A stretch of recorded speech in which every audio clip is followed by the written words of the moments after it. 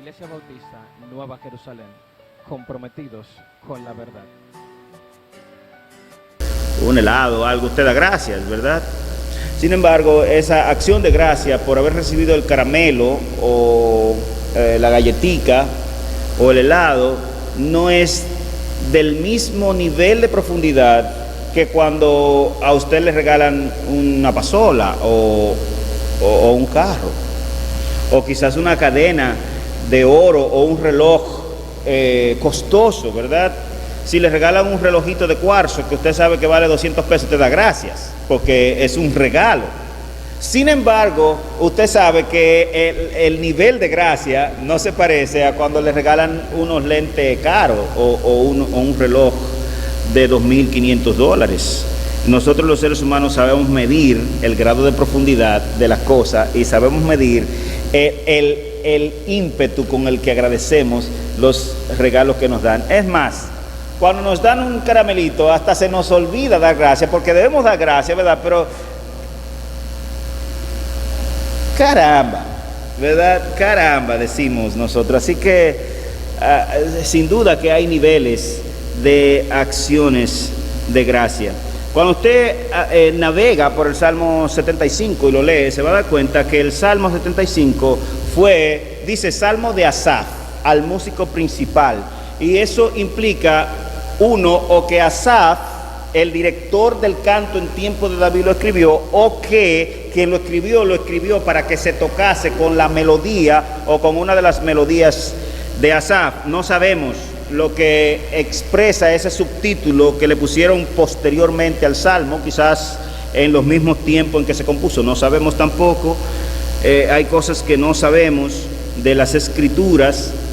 A lo que sí han llegado, al común acuerdo que han llegado los estudiosos, es que esos subtítulos que aparecen debajo del título de los salmos no son necesariamente inspirados al momento en que se escribió la canción, y lo que parece es como una notificación que le da el director de canto, que le dio el director de canto en el entonces que se escribió, quizás inmediatamente, para determinar o para definir cómo había de tocarse, cantarse, etcétera, ese salmo y en qué ocasiones. Asaf fue el director de música del gran coro, de la gran orquesta que instituyó el rey David en Jerusalén, cuando aún ni siquiera había templo, porque el templo, como usted recuerda, fue construido por su hijo Salomón un tiempo después de la muerte de David, pero David fue el que hizo todos los preparativos, incluso los materiales, muchos de ellos fueron recopilados por David, y David instauró de nuevo o organizó todo lo que se hizo en el templo después en materia del sacerdocio y también en materia del ministerio levítico o del canto en el templo a Dios.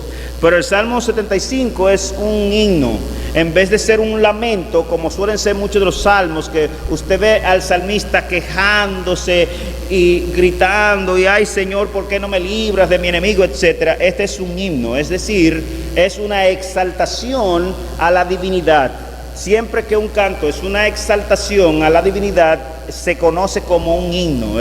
Un himno no está establecido por la tonada o por el tipo de arreglo musical con que se toca, sino lo que dice. Eso es lo que establece un himno en las escrituras.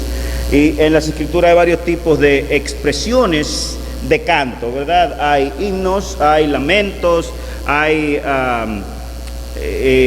acciones de gracia como un tipo especial de canto también, salmos o salmodias que no necesariamente expresan un tipo específico de música X, pero no es la música lo que sale a relucir, sino el tipo de composición que es. Y en este salmo lo que usted ve cuando usted lo lee es que hay alguien que está diciéndole a los orgullosos de la tierra y a los soberanos de la tierra: miren, el que gobierna soy yo, y el que sabe qué hacer cuando yo quiera, cuando me dé la gana, soy yo, así que te manso, como decimos nosotros. Eso es lo que el salmo dice: manso. Los orgullosos de la tierra, los altivos, los altaneros, tranquilo, porque yo soy que sé aquí arriba.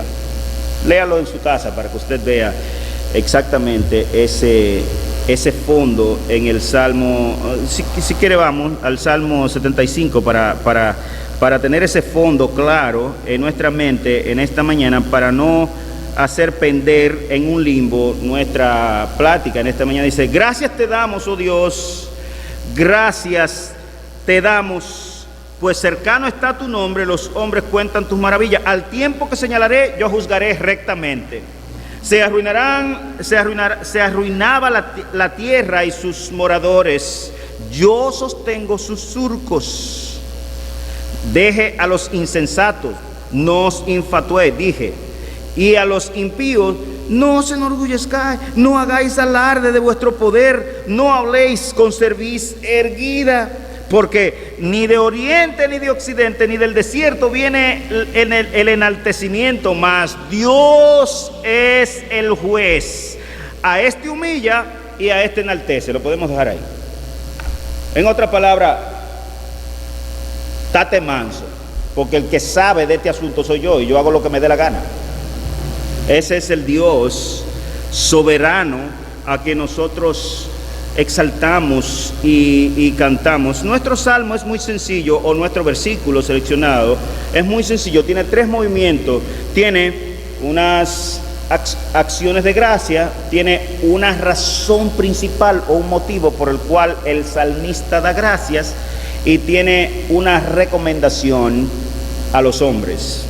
Nosotros vemos: gracias te damos, oh Dios, gracias te damos. Esas son 3 palabras en hebreo. Jifil, Elohim Jifil. El Jifil o el Jihad, que es el verbo que se utiliza aquí. El verbo es equivalente, puede estar cualquiera de los dos en una u otra versión. Es acciones de gracias. Y Elohim es la palabra Dios en hebreo. Acciones de gracia, Dios, acciones de gracia. Pero para que tenga sentido en nuestro idioma, tiene que decirse: gracias te damos, oh Dios, gracias te damos. Está perfectamente traducido, si pudiéramos decirlo de esa manera. Dar gracias es una forma de alabanza, a la vez que un tipo de oración.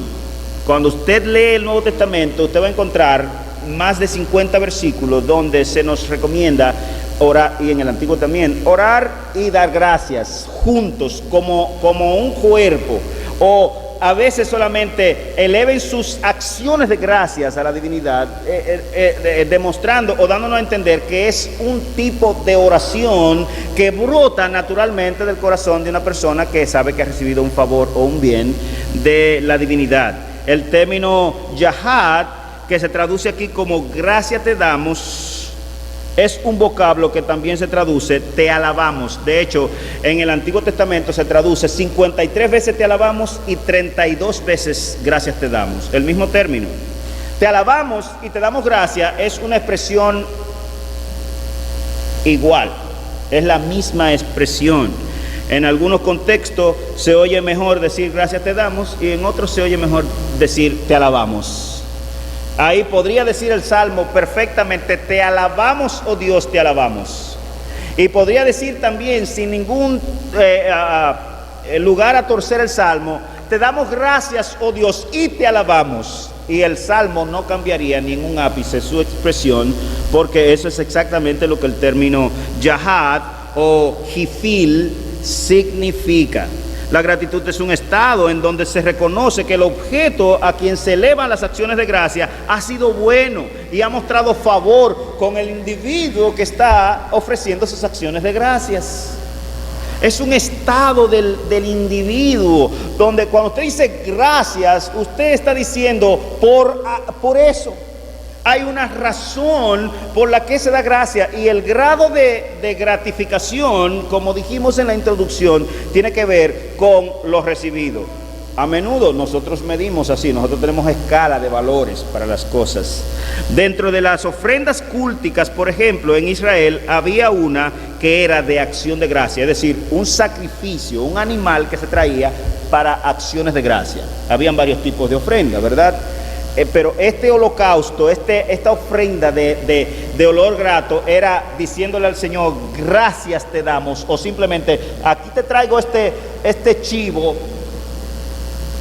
para que sepas lo agradecido que estoy de ti. Una ofrenda, un tipo de ofrenda. Fíjense entonces que hay oraciones de acciones de gracia. Las acciones de gracia y la alabanza son equivalentes, son la misma cosa, y hay ofrenda de acciones de gracia, de tal manera que cuando hablamos de esta terminología de gracias, de acciones de gracia, de gratificar, de dar gracias, estamos hablando de alabar, de adorar, de exaltar a la persona a quien agradecemos en la ocasión determinada. En nuestro caso, en los cultos, en las acciones de gracias a Dios, estamos hablando de aquel que nos ha hecho mucho bien, y que aquí hay una razón fundamental por la que el salmista expresa su gratitud y sus acciones de gracia. En el griego, sin embargo, la palabra que se traduce como acciones de gracia o como gracias significa literalmente eso, no tiene ambivalencia como en el hebreo, y es la palabra que nosotros conocemos como eucaristía. Es una palabra griega, literalmente, así mismo se escribe, así se pronuncia, eucaristía. Y en vez de ser un verbo como yahad en el hebreo, en griego es un nombre, un nominativo, es un sustantivo femenino, para que ustedes vean cómo cambian los idiomas. Pero en el griego, en el Nuevo Testamento, cuando se dice te damos gracias, está expresando eso, te damos gracias. Pero en el hebreo, cuando se dice te damos gracias, está expresando: Señor, te agradecemos y te alabamos, te honramos, te adoramos, levantamos nuestra mano, hacemos todo en tu nombre. En el griego claramente es un poco más limitado el término y se parece mucho a nuestro término español, pero nuestro salmo fue escrito en hebreo, por lo tanto estamos hablando de alabanza, de acciones de gracia. Y aún a las partes de cualquier oración, en las partes de cualquier oración eficiente que nosotros encontramos en el Antiguo Testamento y en el Nuevo, uno va a ver una y otra vez que está mezclado con las acciones de gracia. Por ejemplo, si usted va a Daniel capítulo 2, verso 23, por favor, si usted puede ir conmigo allí, a Daniel 2,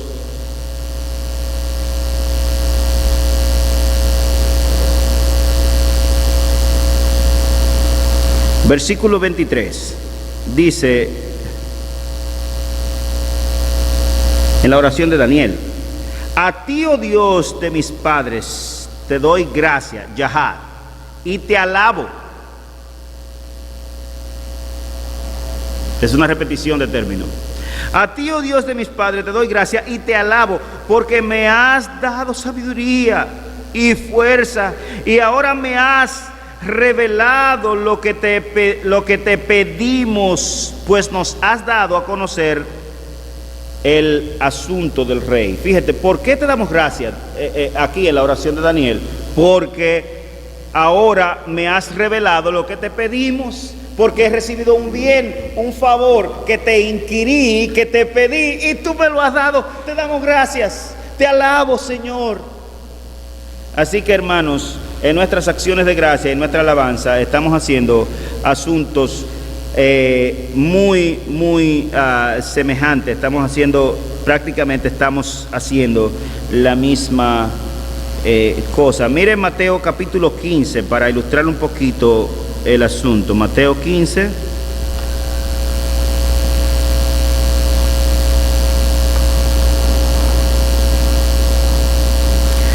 Verso 36.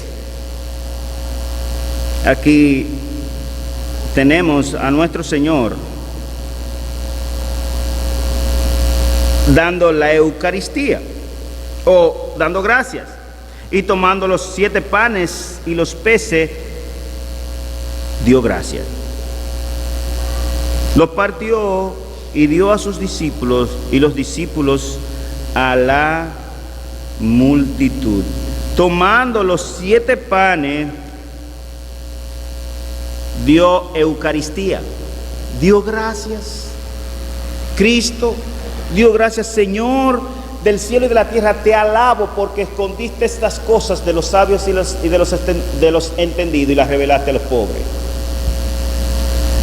Señor del cielo y de la tierra, te agradezco por haberte revelado a los humildes y haber escondido tu nombre de los orgullosos.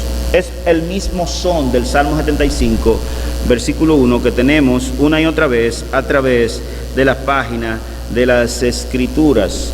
Usted puede anotar si quiere para confirmar esto en Hechos capítulo 27, verso 35, 1 Corintios capítulo 14, versículo 16, Efesios capítulo 1, versículo 16, Filipenses 1, versículo 3, 4, capítulo 4, versículo 6, Colosenses 1, 3, 4, 2, 1 Tesalonicenses 1, 2, Apocalipsis capítulo 4, versículo 9, Apocalipsis capítulo 7, versículo 12, etcétera, y un montón de versículos más que expresan exactamente el mismo asunto para que usted esté claro con relación a la demanda de Dios, y no a la demanda, sino también a la respuesta voluntaria del oferente o del que alaba a Dios o del que ha recibido algún favor de Dios. Las acciones de gracia son parte integral y esencial, por tanto, de la adoración a Dios.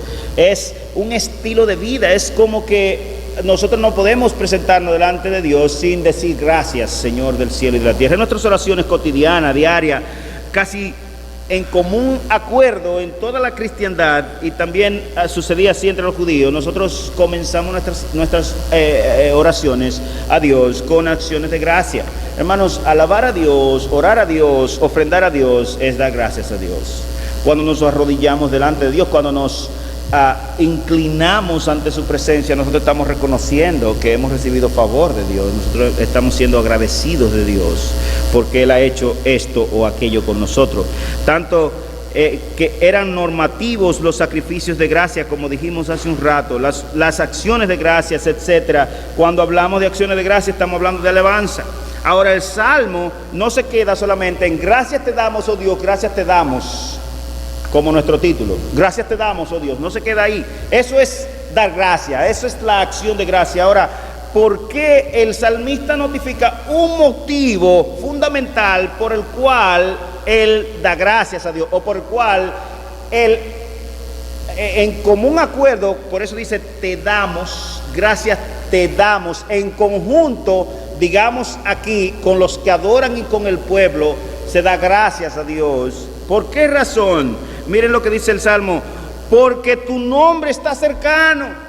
Porque tu nombre está cercano, o si lo pudiéramos entender mejor, o porque te has revelado o te has dado a conocer, o porque te has dado a conocer a nosotros. Porque tu nombre ha sido manifestado a nosotros los hombres. Hay un sinnúmero de razones por las cuales dar gracias a Dios, ¿verdad? Nosotros podemos ver el vasto universo, la creación de Dios, la vida misma por la cual usted y yo poseemos, que respiramos, que podemos ver, la provisión de Dios, que podemos comer, que podemos recibir la energía necesaria, filtrada por el sistema mismo para no morir, para estar en la condición que estamos, para que las plantas crezcan, para que suceda lo que sucede en el día a día. Eso se llama la provisión de Dios, que es el acto mediante el cual Dios, a través de su inmenso poder, Él sostiene todas las cosas, sean visibles, invisibles, sean tronos, sean principados, sean dominios. Y por eso nosotros debemos estar eternamente agradecidos de Dios, porque Él sostiene este universo. Hermanos, y nosotros sabemos que lo que le pasó al universo en la caída, porque Dios nos lo ha revelado, fue fatal, fue una maldición pervertida, atroz, dañó el planeta, el pecado y la maldición que vino con ello, que Dios la había dado antes de la caída. Y se puede ilustrar, por ejemplo, en el reino animal. Esta misma semana estaba yo viendo un programa de cebras, de cómo son las cebras en el mundo salvaje. Y sucede que esta cebra llegó y parió, y el comarca de la manada, el cebra macho, no sé si se dice cebra macho, estaba allí. ¿Sabe lo que hizo cuando parió la cebra? Mató al cebrito porque no era hijo de él. Es lo mismo que pasa, por ejemplo, con los leones. Si la leona llega preñada a la comarca, porque él se la quitó a la otra comarca. En fin, por la razón que sea que haya llegado a esa comarca, cuando nacen los cachorros, el león los mata. Y casi no hay ninguna raza animal que no sea feroz y que el instinto sea de dominio y de sobrevivencia, y sobrevive el más fuerte. Yo estaba viendo la semana antipasada, si mal no recuerdo, un programa de rinocerontes. Y entre los rinocerontes, en la manada solamente puede haber un macho. Así que los machos tienen que pelear hasta la muerte. A veces el pleito dura 2 días, porque son animales muy fuertes, muy pesados. Y muerto, vi uno en el que habían 2 machos, el papá y el hijo. Y el hijo entró en el pleito con el papá, y hasta que no lo mató, tiene que morir desangrado, porque no hay otra manera de matar a un rinoceronte. Le hacen hoyo por la piel, la capa gruesa de piel, lo rajan, lo flagelan, y cuando ya ha perdido suficiente sangre, usted ve que cae, y el otro entonces se devuelve, porque han corrido 15 millas peleando, lo que sea, y se devuelve a su manada, y allá tiene todas las rinocerontes hembra para él. Así es el mundo salvaje. Los hombres no podemos imitar, no deberíamos imitar el mundo salvaje, aunque a menudo lo imitamos en nuestra sexualidad, en el intento de dominio sobre los demás. Imitamos al reino salvaje, a una muestra grande de lo que ocasionó el pecado en la raza humana. Una desgracia.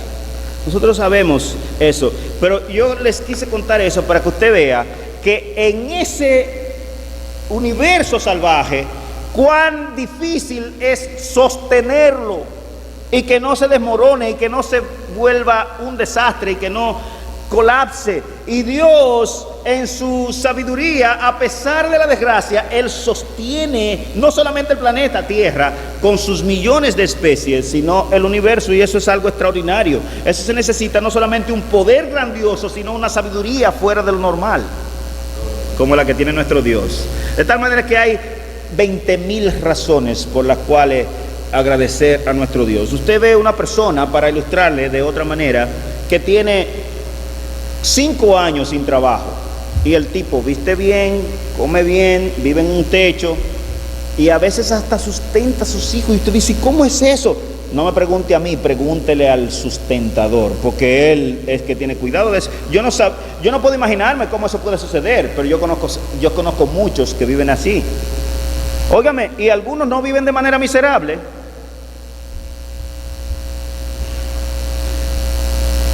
Gracias te damos, oh Dios, gracias te damos. Sin embargo, el salmista no está aquí levantando ninguna de esas cualidades extraordinarias de la divinidad, sino que está poniendo en alto una de ellas, una de las razones, y quizás la que él considera que es la más elevada de todas, por la cual nosotros deberíamos estar eternamente agradecidos de Dios. Y el pasaje dice, pues tu nombre está cercano.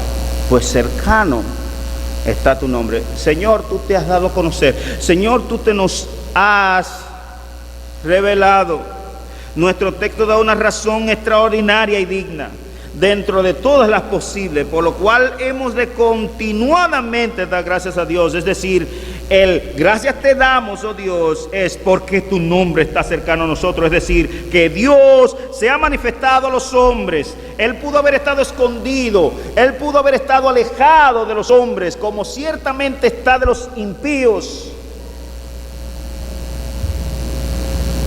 porque por cuanto todos pecaron, quedan cortos de la gloria de Dios. No pueden ver a Dios, no pueden entender a Dios. De hecho, acuérdense de aquella conversación de Jesucristo con aquel gran líder de la nación de Israel en Juan capítulo 3. Él viene a hablarle a Cristo y viene a ponerle una corta y una larga, como decimos nosotros, y Cristo lo detiene en seco y le dice: Nicodemo tiene que nacer de nuevo. Nicodemo, tú tienes que nacer de nuevo, porque el que no nace del agua y del Espíritu no puede ver la gloria de Dios, no puede ver el reino de Dios. En otras palabras, necesitas renacer, necesitas que algo pase en tu vida, necesitas el milagro de la regeneración, como se explica en Juan capítulo 1, versículo 12 al 13, como vamos a ver quizás un poquito más adelante, para poder comenzar a ver el reino de Dios. Como alguien decía en los testimonios, es que no sé cómo explicar lo que me ha pasado, ni yo tampoco. No puedo explicar con palabras el estado de mi alma y de mi corazón por lo que me ha pasado, por haber Dios tenido a bien allegarse a mí y darme a conocer su nombre y su grandeza. El nombre de Dios es trascendente porque el nombre es el carácter, es la descripción del ser de Dios. Si usted va para hablar del nombre a Éxodo capítulo 3, versículo 15, mire cómo Dios habla allí. Éxodo 3, verso 15.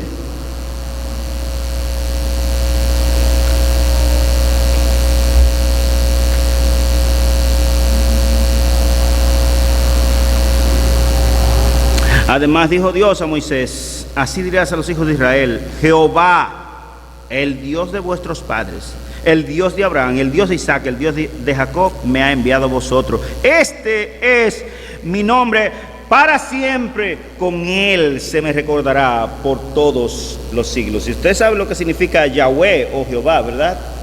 Literalmente en español es un disparate, pero eso es el nombre de Dios. Dice: yo soy el que soy. En otra palabra, ¿cuál es tu nombre? Yo soy el que soy. Yahweh, Jehová.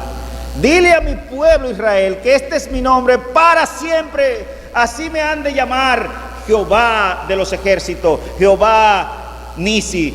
Yahweh es mi nombre. En Isaías capítulo 42, versículo 8, nosotros también podemos ir allá, por favor.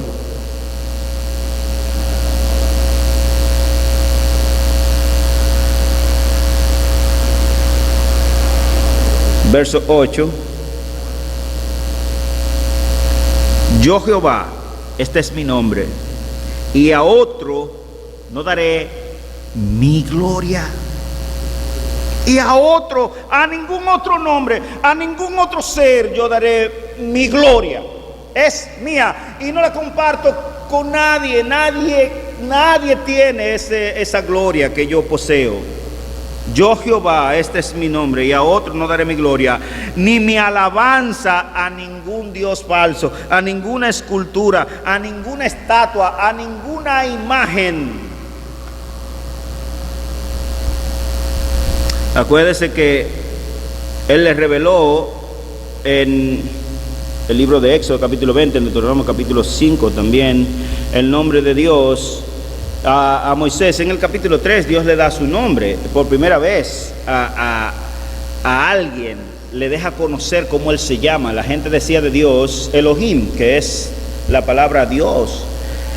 Y aunque encontramos Jehová en el Antiguo Testamento, en el Génesis, es porque el escritor ya conocía el nombre de Dios, pero el nombre de Dios le es revelado a Moisés por primera vez como tal, después de muchos miles de años, en Éxodo capítulo 3, en el encuentro de Dios con Moisés. Pero siendo que el nombre de Dios refleja el carácter de Dios, en los 10 mandamientos el Señor le dice a Moisés: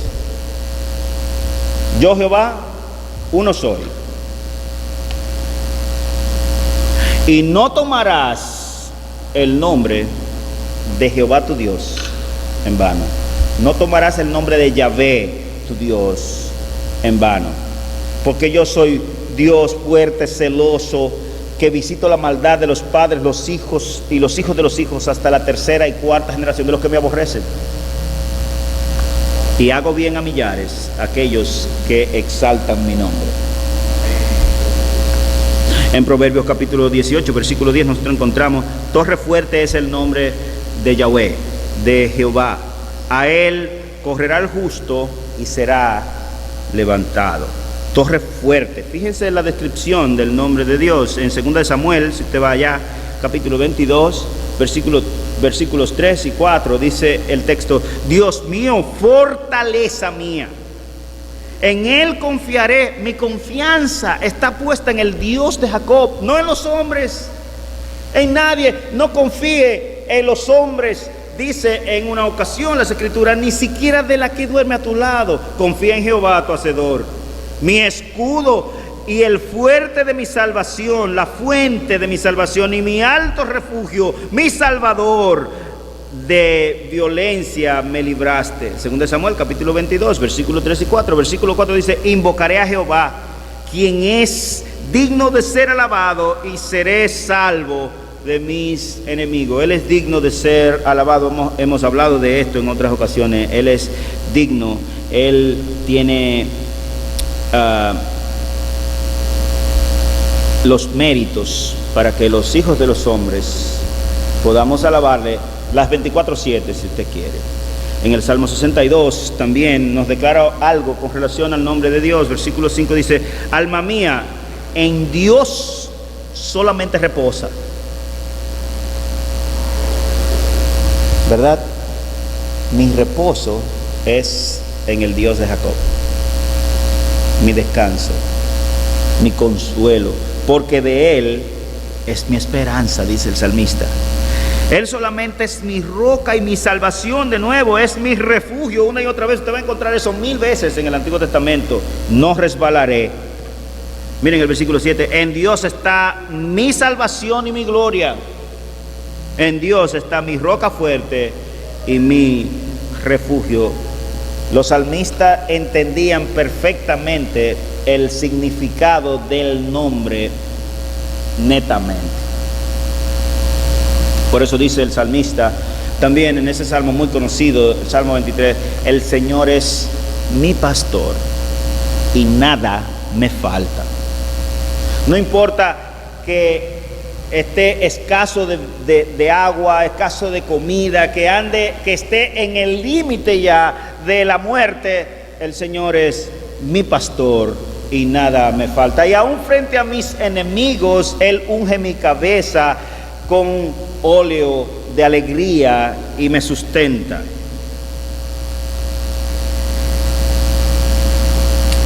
En paz, dice la oración que hacemos con los niños, ¿verdad? En la noche: en paz me acostaré y en paz dormiré, porque solo tú, Yahweh, me haces vivir confiado. Y si vinieren a mi diestra 1000 y a mi siniestra 10,000, yo confiaré en Jehová, porque Él es la roca de mi salvación. Él es mi refugio. Refugio eterno es el nombre del Señor. El nosotros que vemos en la exclamación una y otra vez en el Salmo, que está escrito en plural como les notifiqué, es para que nosotros sepamos que el salmista no estaba solo en su declaración, sino que a coro con el resto del pueblo, él estaba expresando esta alabanza a Dios, esta acción de gracia. El salmista irrumpe en alabanza y acciones de gracias aquí, puesto que entiende que el hecho de tener el nombre de Dios cercano a nosotros es posiblemente el más grande de los bienes que jamás nosotros podamos recibir. El nombre de Dios, la revelación de Dios solamente es suficiente para que nosotros alabemos una y otra vez sin cesar a nuestro Dios, y que sin ningún tipo de reparo podamos nosotros también decir, como dijo el profeta: aunque no haya nada, aunque no haya que comer, aunque no haya vaca en el corral, ni haya hierba que darle al ganado, ni haya vides, ni haya nada, con todo yo me regocijaré, me alegraré en el Señor, alabaré al Señor. No importa, hermano, el estado, la situación, el momento por el que un individuo tiene que estar pasando. La alabanza, las acciones de gracia deben ser continuas a Dios, porque Él ha hecho con nosotros más de lo que tú y yo merecemos. Como dijo alguien, cualquier cosa de este lado del infierno es gracia. Porque ciertamente si tú conoces a Dios y conoces la palabra de Dios y conoces la teología de Dios, usted y yo deberíamos estar hundidos en el infierno, porque fuimos nosotros que caímos, fuimos nosotros que pecamos, fuimos nosotros que hicimos todo contra nuestro Dios.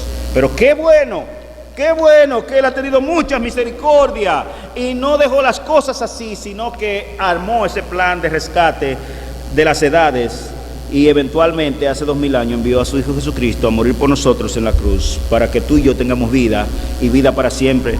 La bendita revelación del nombre de Dios es un acto noble y de gracia que corresponde a una condescendencia voluntaria de Dios al hombre que le agrada, o bien que ha hallado gracia ante sí. Así dice, por ejemplo, el Salmo 25:14, que se repite también en Éxodo capítulo 34, versículo 5, dice: la comunión íntima de Jehová, de Yahvé, es con los que le temen. Y miren lo que dice: y a ellos se revelará, y a ellos le dará a conocer su pacto. Hermanos, nosotros no alardeamos de algo que no poseemos, alardeamos de algo que tenemos.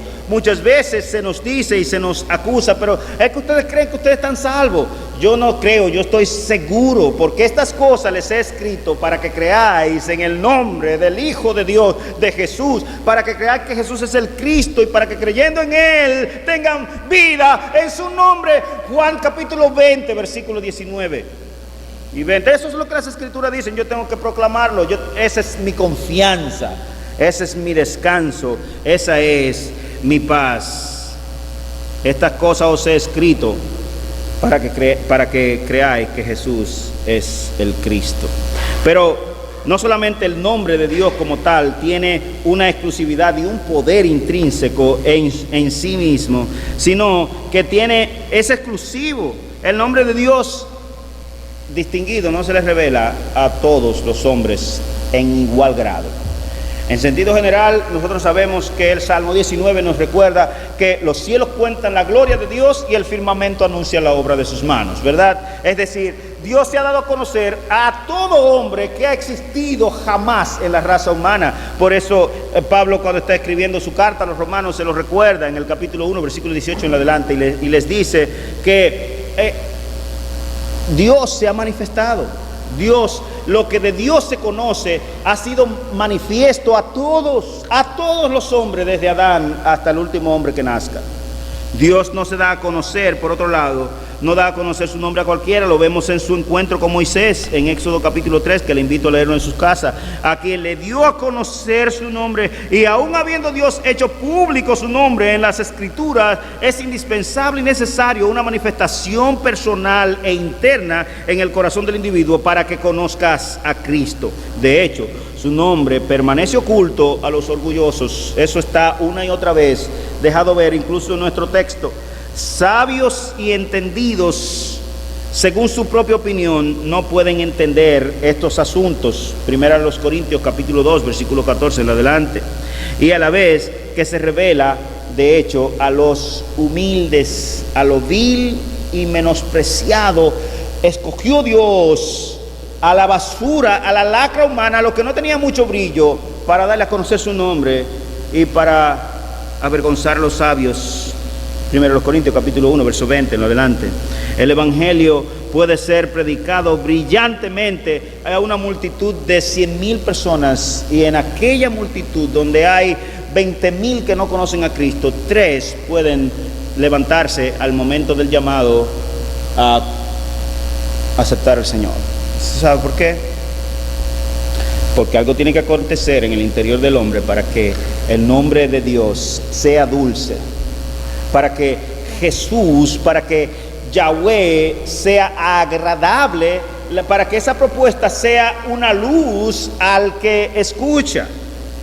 Es un poder, es un milagro que tiene que acontecer. La realidad es que la revelación de Cristo es locura a los que se pierden, ¿sí o no? Eso es lo que el apóstol Pablo nos recuerda en 1 Corintios capítulo 1 y 2. Y tropezadero a los religiosos, pero poder de Dios para los que se salvan. Esos somos tú y yo. La verdad final es que las cosas espirituales se revela, que la revelación de Dios no se puede discernir si no es por el Espíritu de Dios. De ahí que los que creen en su nombre, Juan capítulo 1 versículo 13, no son engendrados de sangre, ni de carne, ni de voluntad humana. Nicodemo, si no nace de nuevo. Pero déjame decirte, Nicodemo, déjame explicártelo bien para que no creas tú que estos son asuntos como lo que tú estás acostumbrado a manejar. Tú tienes que nacer del Espíritu de Dios. Es un engendro espiritual. Esto no tiene nada que ver con sangre y carne. Es de Dios ese engendro. Por lo tanto, Dios tiene que hacer una obra de gracia en el corazón nuestro para que la luz de Cristo pueda brillar a nuestros ojos y podamos decir: wow, qué hermoso, el más hermoso entre los hijos de los hombres. Eres el más preciado, eres el más hermoso. La gracia se derramó sobre ti y brillas entre miles, oh Cristo. Aleluya, gracias te damos, oh Dios. Gracias te damos una y mil veces. Gracias te damos porque has dado tu nombre a conocer a los hombres. Si Dios no se nos hubiera dado a conocer, todavía anduviéramos en nuestros pecados y en nuestros malos caminos. Así que es una extraordinaria razón de agradecimiento a Dios el que Él se nos haya manifestado por su nombre. Hay poder en el nombre de Dios. Por eso dice: a los que creen en su nombre. Juan capítulo 1 versículo 12. A los que creen en su nombre, Él les da el derecho de ser hechos hijos de Dios. A los que creen en su nombre. Antes de creer no son nada, son igual que un puerco.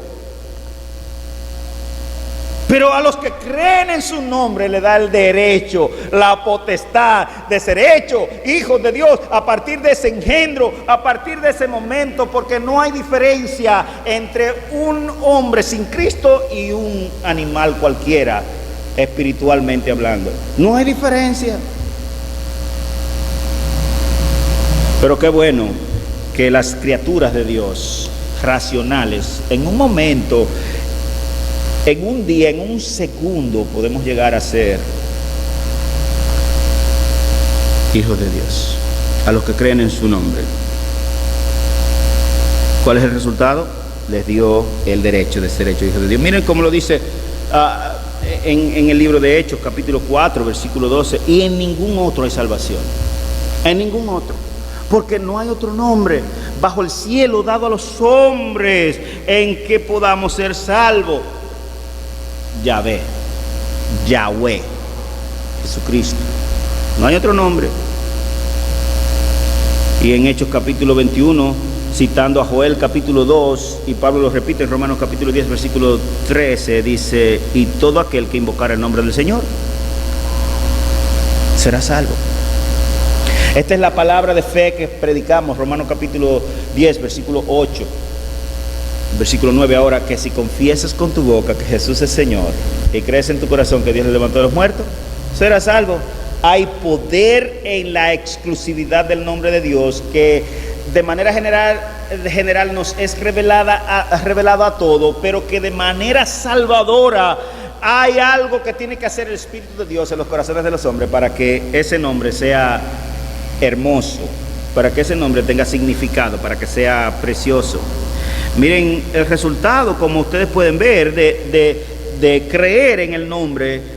Lo vemos en 1 Corintios capítulo 6, versículo 11. Dice: y esto erais algunos, es decir, algunos de ustedes eran ladrones, prostitutas, mentirosos, habladores, ladrones, de todo antes de Cristo. Pero miren, y esto erais algunos de vosotros, o todos ustedes eran algunos de estos individuos, mas ya habéis sido lavados, ya habéis sido santificados, ya habéis sido justificados en el nombre del Señor Jesús, en su nombre. Esto es algo extraordinario, que Dios se haya revelado a los hombres, que Dios haya dado a conocer su nombre, Salvador, porque en ningún otro hay salvación.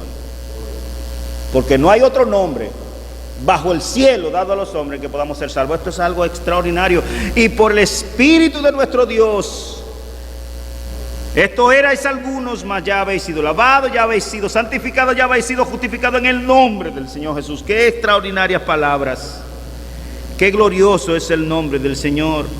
Y hay unos beneficios que ya usted se imagina y quizás ya sabe que nos vienen por el nombre, por la revelación del nombre de Dios a nosotros. Si usted va al Salmo 145, versículo 17, quiero leer hasta el 21 más o menos, dice allí: justo es Jehová en todos sus caminos y misericordioso en todas sus obras. Cercano está Jehová a todos los que le invocan. Cercano está Él. Él está cerca. Cuando Pablo está predicando en el Areópago ateniense, el centro de la cultura mundial de todos los tiempos, inclusive hoy día, Él les dice: porque Dios no está lejos de vosotros.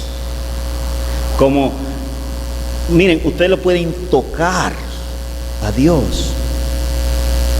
No nos debemos hacer la idea de que Dios está en el infinito, inalcanzable. Dios se ha hecho presente, Dios se ha hecho manifiesto. De hecho, Pablo le dice a ellos que Dios en estos tiempos de ignorancia ha pasado por alto la ignorancia de los hombres y manda a todos los hombres en todo lugar que se arrepientan, por cuanto ha establecido un día en el cual juzgará a todos los hombres en el nombre de aquel que designó. El nombre de Dios, el nombre de Jesús, como cantan los niños, es dulce, nos trae paz y alegría. Cantaba yo cuando era chico una canción en la iglesia.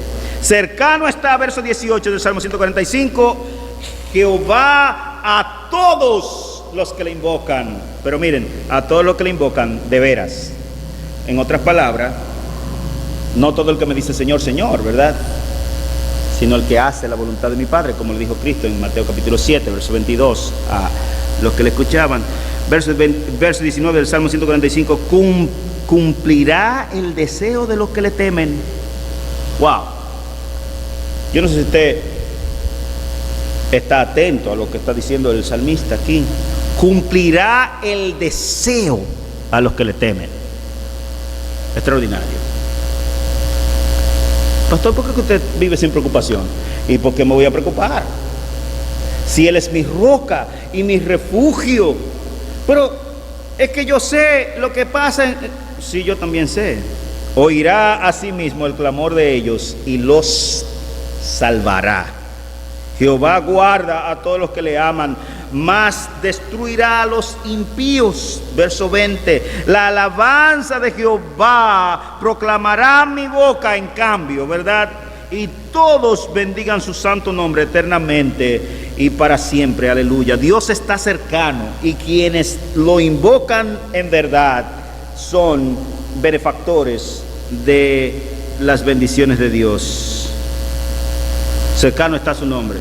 Gracias te damos, oh Dios, gracias te damos. Salmo 75:1. ¿Por qué? Porque tu nombre está cercano a nosotros.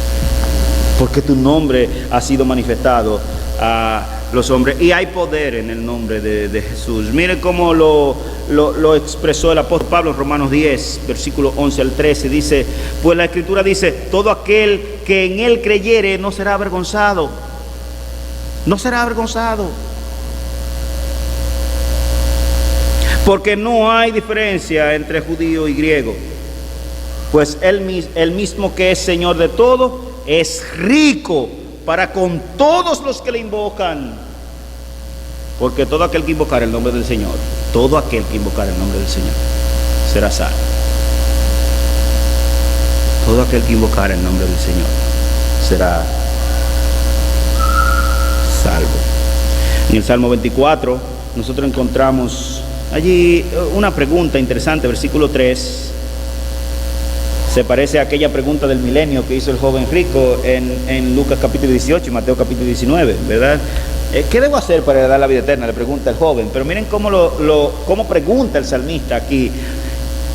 ¿Quién subirá al monte de Jehová y quién estará en su lugar santo?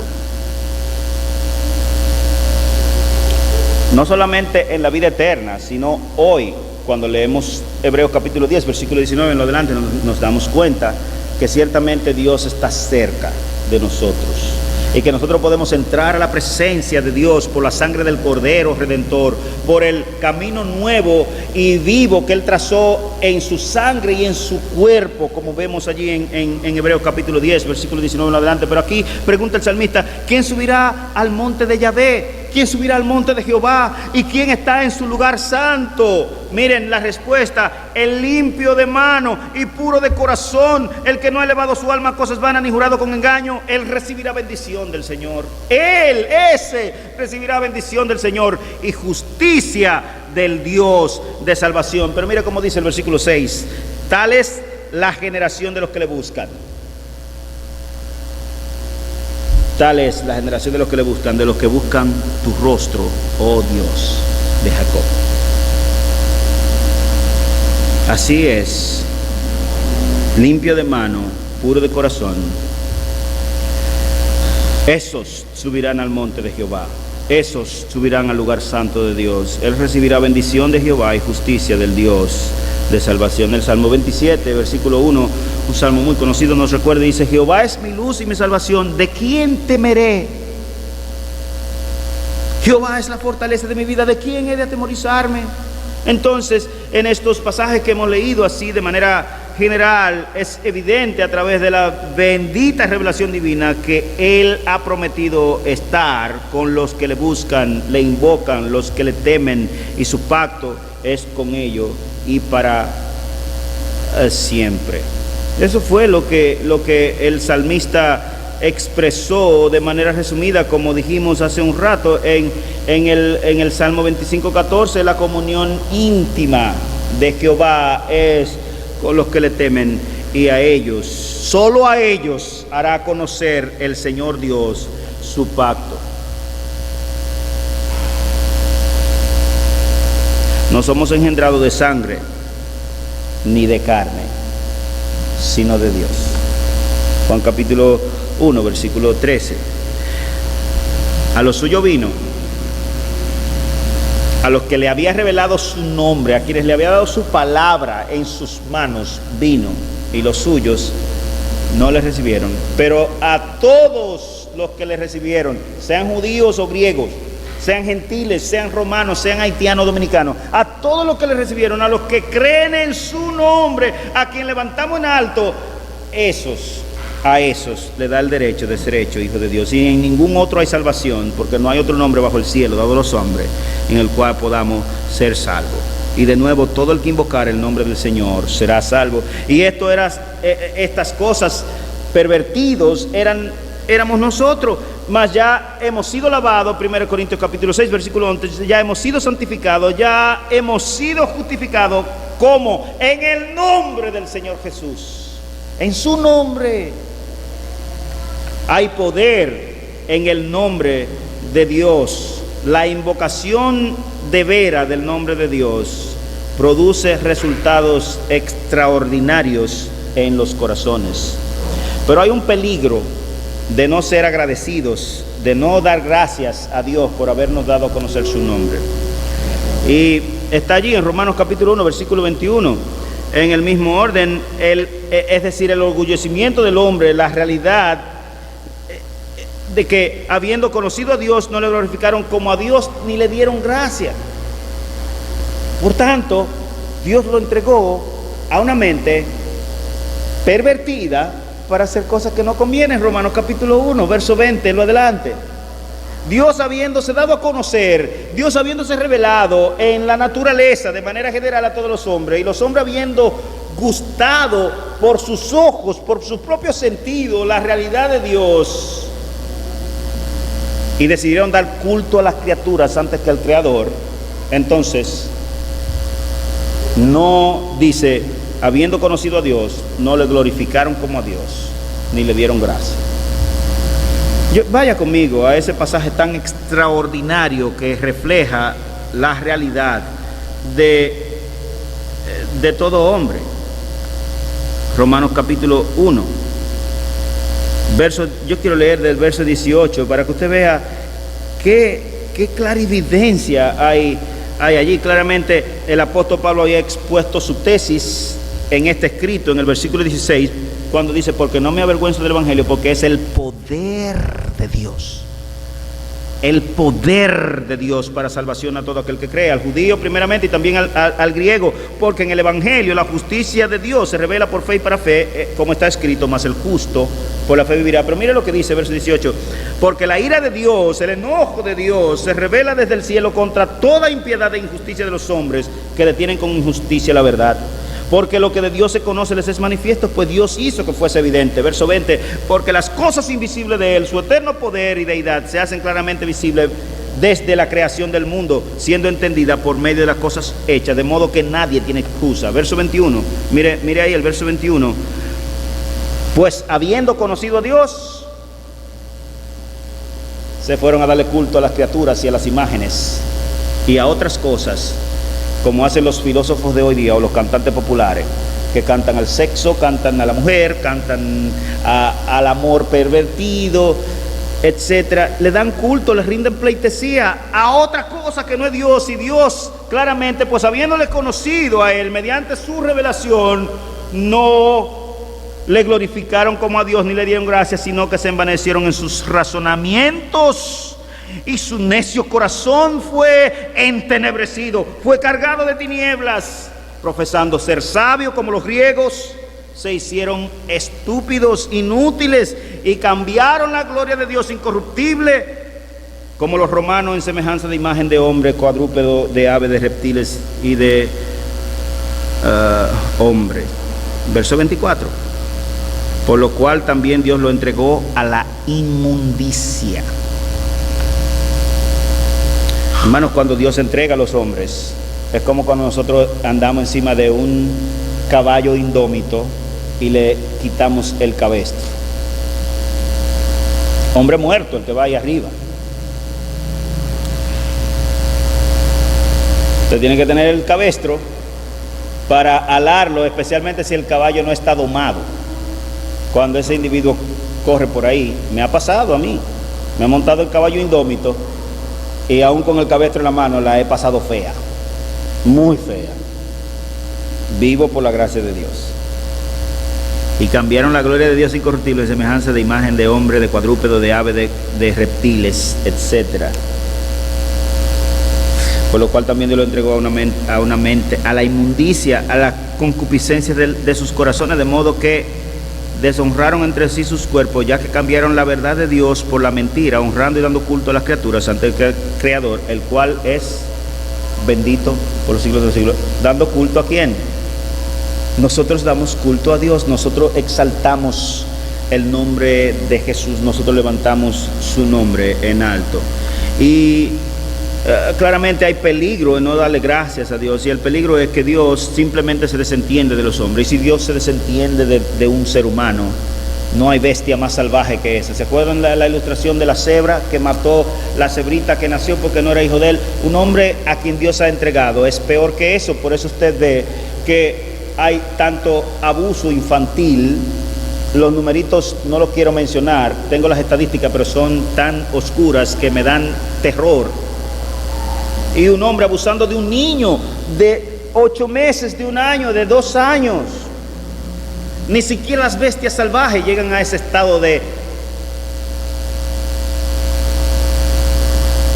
asco y de inmundicia. Cuando Dios entrega a un hombre, se convierte en peor que las fieras salvajes. Ahí en el pasaje dice que, inclusive si usted sigue leyendo, que cambiaron el uso natural porque era contranatural. Yo les he dicho aquí en otras ocasiones que los hombres más ilustres, los 4 hombres más ilustres de la historia humana, los 4 terminaron siendo homosexuales, incluyendo a Platón y a Sócrates, entre ellos. ¡Qué desgracia! Ellos se consideraron la última Coca-Cola del desierto, y así lo veían los hombres, pero se envanecieron en su razonamiento y su necio corazón fue entenebrecido. Dios los entregó a una mente inmunda, reprobada, para hacer cosas que no convienen, por haber cambiado la gloria de Dios incorruptible en semejanza de diseño humano. Por eso dice Jeremías capítulo 10 verso 25: derrama tu furor sobre las naciones que no te conocen y sobre las familias que no invocan tu nombre, porque se han devorado a Jacob, se lo han tragado por completo y han asolado su morada. Así termina nuestro texto. Los hombres cuentan tus maravillas. Gracias te damos, oh Dios. ¿Por qué? ¿Por cuál beneficio? Por encima de todos los beneficios, tu nombre nos ha sido dado a conocer. Tu nombre. Por eso cantábamos, o cantaremos, no me acuerdo. Venga tu reino, Dios, y se haga tu voluntad, y que tu nombre sea dado a conocer a las naciones. ¿Cuál es el deber del hombre? El Salmo lo declara sin necesidad de explicación. Los hombres cuentan tus maravillas. Esa fue incluso la gran comisión de nuestro Señor Jesucristo, el último mandato audible que dio nuestro Señor Jesucristo a sus discípulos antes de subir a la diestra de Dios en el monte, donde le había dicho que le esperaran. Él le dijo: id y haced discípulos. Dijo: toda autoridad me es dada en el cielo y en la tierra, por tanto vayan y hagan discípulos de todas las naciones, bautizándolos en el nombre del Padre, del Hijo y del Espíritu Santo. Y he aquí yo estoy con vosotros todos los días hasta el fin del mundo. ¿Está claro el mandato? Proclamemos su gloria, proclamemos su grandeza, proclamemos su nombre. Quizás al son del Salmo 105, mire, dice: alabad a Jehová, invocad su nombre, dad a conocer sus obras en los pueblos, cantadle salmo, alabad, hablad de todas sus maravillas, gloriaos en su santo nombre, alégrese el corazón de los que buscan a Jehová, buscad a Jehová y su poder, buscad siempre su rostro. Versículo 5, acordaos de las maravillas que él ha hecho, de sus prodigios y de los juicios de su boca. Oh Jehová, descendencia de Abraham tu siervo, hijos de Jacob, sus escogidos. Él es Jehová nuestro Dios. Él es Jehová nuestro Dios. En toda la tierra están sus juicios. Se acordó para siempre de su pacto, de la palabra que mandó por 1000 generaciones. Alabado y proclamado y bendito por siempre sea el nombre de nuestro Dios. Gracias te damos, decimos a coro, gracias te damos, oh Dios, por los beneficios que nos ha dado, sí, pero especialmente porque tu nombre nos ha sido dado a conocer. Gracias te damos. Proclamemos su gloria para siempre. Amén. Señor, te honramos. Gracias te damos. Porque